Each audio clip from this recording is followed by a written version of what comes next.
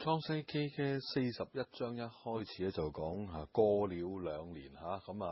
約瑟就幫呢個嘅酒政解夢之後，酒政能夠離開咗監獄去重新服侍皇帝咧，就忘恩負義，咁2年之久咁約瑟咧繼續喺監獄裏邊咧度過啲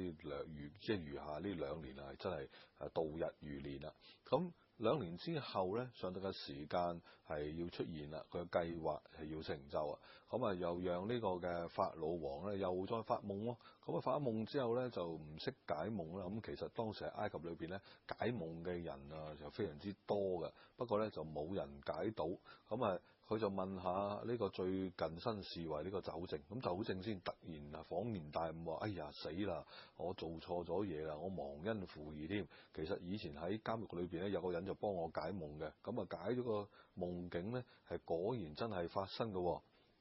咁因為咁嘅緣故咧，法老王咧就召約瑟由獄中出嚟見佢咧。約瑟聽到夢之後就詳細解述，而且咧唔單止解夢，亦都有一個嘅建議方案啊。喺31節41章31節，因為接踵而嚟嘅饑荒太嚴重啦，使人不覺得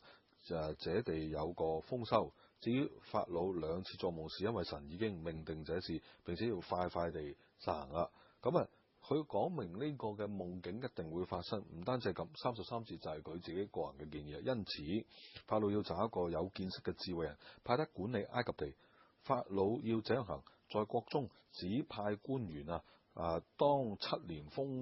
年嘅時候，豐收嘅時候咧，徵收埃及地出產嘅1/5，又叫佢哋將要嚟嘅7個豐年嘅糧食收集起嚟，積聚5穀歸做法老手下，收在各城裏面作糧食。呢啲嘅糧食儲存起嚟，可以應付將來埃及地嘅7年嘅荒年，免得這地方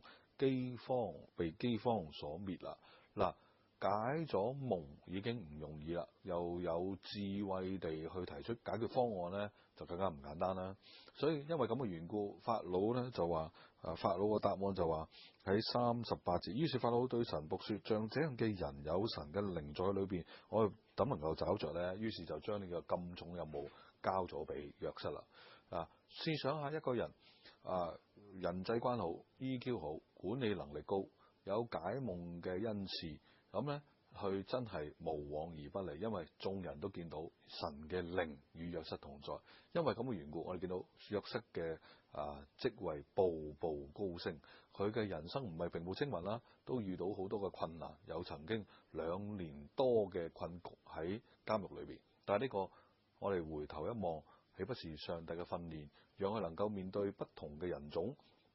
管理唔同嘅人嘅過程裏邊，學習到更高嘅 EQ， 讓佢能夠喺度學習管理一個更高嘅層面。因為去到要處理全個埃及國嘅事情，就更加唔簡單啦。確實，上帝使用一個人嘅時候，係一步一步嘅喺生命裏邊放低咗好多好多嘅唔同嘅功課，喺佢身邊放下咗、安插咗唔同嘅人，以至彼此嘅，好似聖經所講嘅，佢話萬事都互相效力，唯獨叫愛神嘅人得著益處。今日你同我喺我哋嘅各方面嘅能力裏邊，每日都需要提升，因為上帝要使用你同我喺更高更大嘅事情嘅裏邊。